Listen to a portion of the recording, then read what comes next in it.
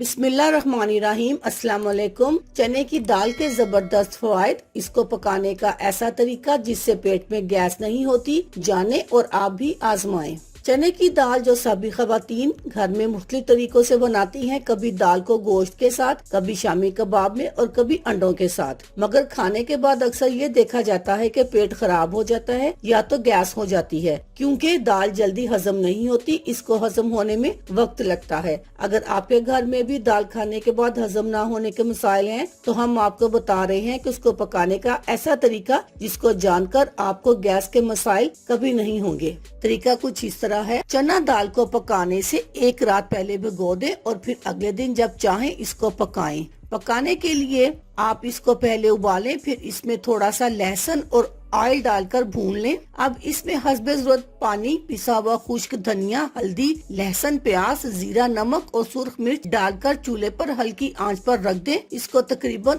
आधा घंटा पकाएं। इसके बाद जब इसमें पानी आधा रह जाए तो दाल में चम्मच हिलाएं, फिर साथ ही इसमें पिसा हुआ गरम मसाला डाल दें। तकरीबन 10 मिनट के बाद इसको चूल्हे से उतार लें। लीजिए, तैयार है आपकी चना दाल, जो बने भी जल्दी और पेट में गैस भी ना करे। बस अब हरा धनिया बारीक काट कर डालें और खाने के लिए पेश कर दें। दाल को खाने से पेट में गैस क्यों होती है? दाल में ज्यादा मिकदार में फाइबर होते हैं, जिनको खाने से पेट में गैस, पेट का फूलना और कब्ज जैसे मसाइल हो जाते हैं।